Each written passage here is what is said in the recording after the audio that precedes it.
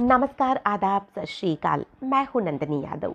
आज मैं आप लोगों के सामने एक ऐसा मर्डर केस लेके आई हूं, या कहे कि एक ऐसे मर्डर केस की घटना लेकर आई हूं जिसमें कि एक 29 साल की लड़की का खून हो जाता है। छानबीन के बाद में जो लाश थी वो भी मिल जाती है। 8 साल के बाद में उसके कातिल का पता भी मिल जाता है, लेकिन फिर भी पुलिस उस कातिल को पकड़ नहीं पाती है। आखिर क्यों? लेकिन पुलिस उसे नहीं पकड़ पाती है, लेकिन फिर भी उस कातिल को अपने गुनाह की इतनी ज़्यादा खतरनाक सज़ा मिलती है कि हर एक इंसान हैरान रह जाता है। और हर एक इंसान एक ही बात कह रहा था कि जैसी करनी वैसी भरनी। आखिर क्या मामला था ये? जब आप इस मामले को सुनेंगे, जानेंगे, तो आप भी हैरान रह जाएंगे। ये जो पूरा मामला है वो 11 फरवरी 2011 का है, जब नई दिल्ली के रेलवे स्टेशन पर हमेशा की तरह बहुत ज़्यादा भीड़ थी। अचानक ही वहाँ पर एक व्यक्ति की एक बैग के ऊपर नज़र पड़ती है। वो काले रंग का बैग था जो कि लावारिस पड़ा हुआ था। अब पुलिस को सूचना दी जाती है। पुलिस मौके पर पहुँचती है और बैग को खोला जाता है। पुलिस के भी होश उड़ जाते हैं, क्योंकि इतनी भीड़ भाड़ के अंदर कौन किसी की लाश को ऐसे रखकर जा सकता है। अब जो पुलिस थी उस लड़की की जानकारी जुटाने के लिए लग जाती है, लेकिन पुलिस को कोई भी क्लू नहीं मिल रहा था, सिर्फ एक चीज़ की कि उस लड़की की कमर के ऊपर एक मोर पंख का टैटू बना हुआ था। अब पुलिस ने पब्लिक नोटिस जारी कर दिया ताकि लड़की की फैमिली उससे कांटेक्ट कर सके। मीडिया जगत में उस लड़की के बारे में बहुत ज़्यादा इन्फॉर्मेशन दी गई। तरह तरह हर जगह ये लड़की ही छाई हुई थी, और इस लड़की को मीडिया ने भी काफ़ी ज़्यादा कवरेज दी थी। और इस समय मीडिया ने इस लड़की का नाम रखा था the girl with the peacock tattoo.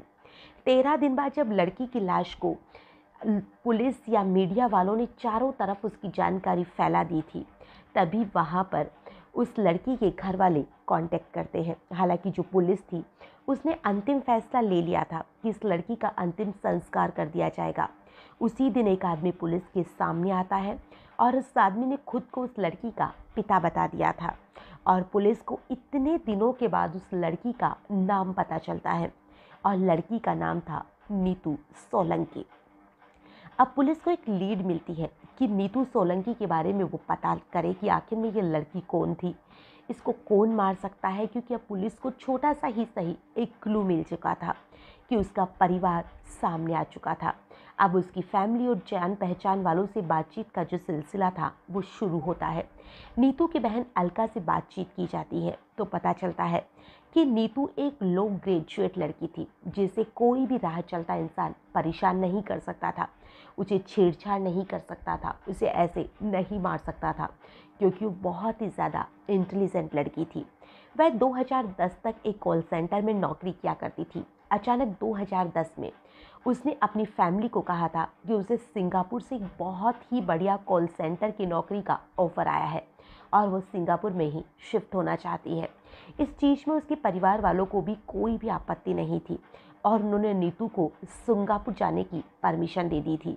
लेकिन घर वाले जो थे, पुलिस वाले थे, सब लोग हैरान थे कि आखिर अगर नीतू सिंगापुर चली गई थी तो फिर उसकी लाश दिल्ली में कैसे मिल सकती है, क्योंकि उसके परिवार को तो आज तक भी यही पता था कि नीतू जो थी वो सिंगापुर में थी। हालांकि पुलिस ने नीतू की पिक्चर्स भी अखबार और न्यूज़ चैनल्स में दी थी, लेकिन फिर भी नीतू के परिवार को लगा कि वह सिंगापुर में ही है, और यहाँ पर उसका खून कैसे हो सकता है। जितने हैरान पुलिस वाले थे, उतने ही ज़्यादा हैरान उसके घर वाले भी थे। शुरुआत में पुलिस ने कांटेक्ट नहीं किया था उसके घर वालों से, कि उसके घर वाले शायद उन्हें बहकाने की कोशिश कर रहे हैं, क्योंकि जो उसके घर वाले हैं वो सिंगापुर बता रहे थे और नीतू जो थी वो दिल्ली में थी।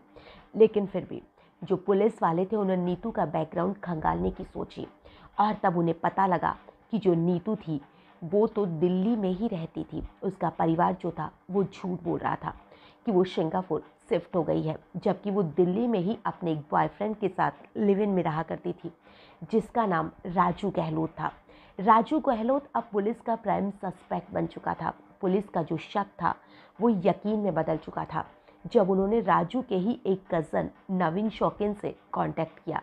नवीन पुलिस को कॉल आने पर काफ़ी ज़्यादा घबरा जाता है, उन्हें सारी सच्चाई भी बता देता है और वो कहता है कि 11 फरवरी 2011 को सुबह नवीन का फ़ोन आया था और उसने मुझे कहा था कि उसके हाथों नीतू का खून हो चुका है और लाश को अब ठिकाने लगाना बहुत ज़रूरी है और इसमें मुझे तुम्हारी मदद की बहुत ज़्यादा ज़रूरत है। लेकिन जो नवीन था उसने साफ इनकार कर दिया कि मैं ऐसे केस में तुम्हारी कोई मदद नहीं कर सकता हूँ। अब जो राजू था उसने खुद ने ही सोचा कि मैं ही लाश को एक बैग में भरता हूँ और इसे या तो रेलवे स्टेशन में फेंक दूंगा या मैं ट्रेन में बैठूंगा और ट्रेन में बैठने के बाद कोई भी सुनसान जगह आएगी मैं वहीं पर इसकी लाश को फेंक दूंगा। लेकिन जब वो रेलवे स्टेशन पर पहुंचता है तो वहाँ पर वो देखता है कि वहाँ पर जो बैग है उसकी चेकिंग हो रही है और वो इसी चीज़ से घबरा जाता है। राजू गहलोत ने भी दिल्ली यूनिवर्सिटी से वोकेशनल स्टडीज़ में ग्रेजुएशन की थी और टूरिज्म की मास्टर डिग्री ली थी। फ्रेंच भाषा में भी उसने डिप्लोमा किया था। अपनी नौकरी की वजह से उसे एयर इंडिया कॉलोनी बसंत बिहार में रहने के लिए अच्छा खासा घर भी मिल गया था। नीतू और वो दोनों लिव इन में साथ में रहा करते थे। उसी दौरान उन्हें पता चला कि उनका जो गोत्र है वो एक ही है और ये तो हम सभी जानते हैं कि भारत में आज भी एक गोत्र के लोगों को भाई बहन माना जाता है और यहाँ पर उन दोनों का एक गोत्र होने की वजह से उन्हें लगा कि उनके घर वाले शादी के लिए साफ इनकार कर देंगे। नीतू को लगा कि उसके घर वाले किसी भी कीमत पर नहीं मानेंगे। इसी वजह से उन्होंने अपने रिलेशनशिप को सीक्रेट रखने का फैसला कर लिया। अब वो दोनों टाइम टाइम पर अपनी नौकरी छोड़कर बेंगलोर शिफ्ट हो जाते हैं, लेकिन पैसों की काफ़ी ज़्यादा तंगी थी और उन्हें वापस से 20 जनवरी 2011 को दिल्ली आना पड़ा। अब वह दिल्ली में ही किराए के मकान में रहा करते थे जिसका किराया 7,000 रुपये था।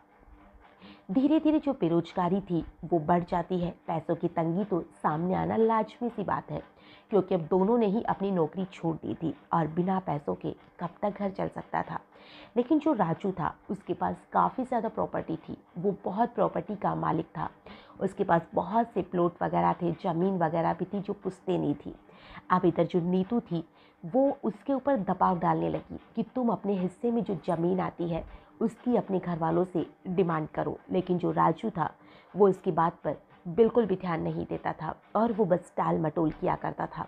यहाँ पर जो राजू था उससे बहुत ज़्यादा गुस्सा आता था। नीतू जो थी उसे भी बहुत ज़्यादा गुस्सा आता था, साथ में ही वो बहुत ज़्यादा जिद्दी भी थी और अब उन दोनों की जो प्यार मोहब्बत थी वो एक ही पल में दुश्मनी की तरह बदल जाती है। दोनों एक दूसरे से हर पल लड़ाई झगड़ा करते थे, एक दूसरे को फूटी आंख नहीं सुहाते थे। दोनों के बीच में काफ़ी ज़्यादा लड़ाई झगड़े होते थे। अब जो नीतू थी वो अक्सर स्काइप पर अपने घर वालों को कॉल किया करती थी और वो यही बताती थी कि वो सिंगापुर में है। एक बार उसकी बहन ने उसे पूछा था कि तुम्हारे सर पर ये चोट का निशान कैसा है, तो नीतू ने कहा था कि वो सीढ़ियों से गिर गई थी इसलिए उसके सर में चोट लग गई थी। तो उसकी बहन ने भी कोई ज़्यादा ध्यान नहीं दिया और दूसरे ही दिन से जो नीतू थी उससे बातचीत होना घर वालों से पूरी तरह से बंद हो जाता है।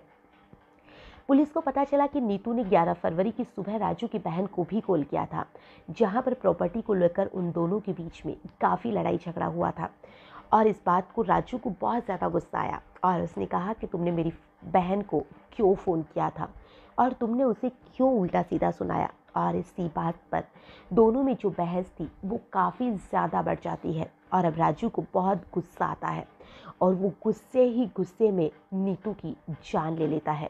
अब राजू को लगा कि इसकी लाश का क्या किया जाए, तो राजू उसकी लाश को ठिकाने लगाने के लिए उसको बैग में डालता है और वो उसे रेलवे स्टेशन पर लाकर छोड़ देता है और वो वहाँ से चुपचाप फ़ोन पर बात करते हुए निकल जाता है ताकि उस पर किसी का ध्यान भी नहीं जाए। और अब जो बैग था उस पर किसी की नज़र पड़ती है और तभी पुलिस के सामने ये सारी चीज़ पहुंचती है। अब भी एक सवाल था, जो इंक्वायरी जब आगे बढ़ी तो पता चला कि राजू जिस किराए की फ्लैट में नीतू के साथ रहा करता था वहाँ पर भी उसने पूरे महीने का किराया पहले ही दे दिया था ताकि मकान मालिक को कोई शक भी ना हो और उसने मकान मालिक को कहा था कि वो विदेश जा रहा है। ये जो पूरा केस था इसे इंस्पेक्टर रितेश कुमार की टीम हैंडल कर रही थी और उनकी पूरी कोशिश थी कि इस लड़की के कातिल को जल्दी से जल्दी पकड़ा जाए। और अब पुलिस के हाथ में एक सबूत लगता है कि जो राजू है वो गोवा में है, लेकिन वहाँ पर जब क्राइम ब्रांच की टीम पहुँचती है तो 1.5-2 महीने के लिए वहाँ पर पता चलता है कि वो तो था ही नहीं। लेकिन फिर भी राजू जो था वो पुलिस के हाथ नहीं लगता। सूचना यही मिलती है कि वो 1.5-2 महीने वहाँ रुका था, लेकिन अब वहाँ पर वो नहीं है। अब जो राजू था उसने बहुत सारे सिम कार्ड चेंज किए, बहुत सारे मोबाइल फ़ोन चेंज किए, ताकि पुलिस उस तक पहुँच भी नहीं पाए। और जब पुलिस ने इन्वेस्टिगेशन की थी तो पता चला था कि राजू ने लगभग 15 फ़ोन और 15 सिम कार्ड चेंज किए थे। पुलिस भी उसकी लोकेशन को ट्रैक नहीं कर पाई थी। पुलिस खुद कंफ्यूज थी कि वो आखिर में राजू को पकड़े कैसे। और जो दिल्ली पुलिस थी उसने उसे मोस्ट वांटेड की लिस्ट में शामिल कर दिया था और उसके सर पर 2 लाख रुपए का इनाम भी रखवाया था, ताकि जनता से कोई भी उसकी जानकारी दे सके। लेकिन इतनी भीड़ भाड़ में किसी को ढूंढना या किसी का चेहरा पहचानना इतना आसान काम नहीं होता है, और इस केस में भी ऐसा ही होता है। अब जो पुलिस थी वो भी इस केस की तरफ कोई ज़्यादा ध्यान नहीं देती है, क्योंकि पुलिस समझ चुकी थी कि अब राजू किसी भी कीमत पर हमें नहीं मिलेगा। नीतू सोलंकी मर्डर केस को 8 साल बीत चुके थे और इस केस पर सबसे ज़्यादा वक्त बिता चुके इंस्पेक्टर रितेश कुमार को अचानक ही 25 जून 2019 को एक फ़ोन कॉल आता है और उसे कहा जाता है कि जिस व्यक्ति की आप तलाश कर रहे हैं वो व्यक्ति गुड़गांव के पारस हॉस्पिटल में एडमिट है। रितेश कुमार को जैसे ही ये सूचना मिलती है वो तुरंत से उस हॉस्पिटल में पहुंचते हैं और हॉस्पिटल में पहुंचने के बाद में उन्हें पता चलता है कि वो जिस राजू गहलोत को पकड़ना चाह रहे हैं, जिसके लिए उन्होंने 8 साल तक काफ़ी ज़्यादा मशक्क़त की है, वो राजू तो इस दुनिया को ही अलविदा कह चुका है। पुलिस के अब हाथ में कुछ भी नहीं था। पुलिस बहुत ज़्यादा परेशान हो गई थी कि कैसे इस इंसान को हम पकड़ सकते थे। इतने 8 साल कोशिश की, लेकिन फिर भी आखिर में हाथ आया भी तो भी मरा हुआ। राजू गहलोत काफ़ी समय से लीवर की परेशानी से जूझ रहा था और इसी वजह से उसकी मौत होती है। और जब पता चलता है कि वो 8 साल तक कहाँ था, तो जो राजू गहलोत था काफ़ी वक्त तक रोहन दहिया नाम से गुड़गांव की एक बहुत ही बड़ी इन्फोटेक कंपनी है, उसी में वो अच्छी खासी पोस्ट पर नौकरी कर रहा था और उसने अपना नाम भी बदल लिया था। रोहन दहिया उसने अपना नाम रख लिया था और वो रोहन दहिया नाम से ही उसने अपने सारे डॉक्यूमेंट्स बना लिए थे।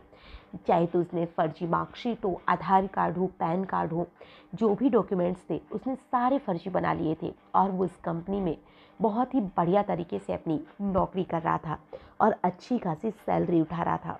और यहाँ तक कि उसने 8 साल से अपने घर वालों से भी कोई भी संपर्क नहीं किया, क्योंकि वो नहीं चाहता था कि पुलिस उस तक पहुँच पाए। अब 8 साल के बाद में जो पुलिस वाले थे उन्हें वो मिलता भी है तो मरा हुआ। पुलिस जिसे पूरी दुनिया भर में ढूंढ चुकी थी, वो तो उसे महज थोड़ी ही दूरी पर था। दिल्ली पुलिस उसे ढूंढ रही थी और वो गुड़गांव में आराम से अपनी ज़िंदगी जी रहा था। अब जो पुलिस थी वो पूरी तरह से निराश हो चुकी थी कि चलो अब ये केस तो क्लोज होना ही है, और अब उस केस में बचा भी क्या था। तो इस केस को आखिर में जो दिल्ली पुलिस थी उसने क्लोज कर दिया। और जो ये व्यक्ति था रोहन राजू, इसके पास में सभी लोगों ने एक बात ज़रूर कही थी, जिसके भी कांटेक्ट वालों ने पुलिस से संपर्क किया था, कि जो राजू था वो स्मार्टफोन नहीं रखता था। 2019 में अधिकतर सभी लोगों के पास स्मार्टफोन आ चुका था, लेकिन वो उस वक्त में भी कीपैड का फ़ोन यूज़ किया करता था और वो कहा करता था कि स्मार्टफोन रखने से टाइम वेस्ट होता है और मैं टाइम वेस्ट बिल्कुल नहीं करना चाहता। और इसलिए उसने कभी भी स्मार्टफोन का यूज़ नहीं किया, क्योंकि वो नहीं चाहता था कि पुलिस उस तक पहुँचे, और ऐसा ही हुआ भी। कहानी कैसी लगी मुझे कमेंट करके ज़रूर से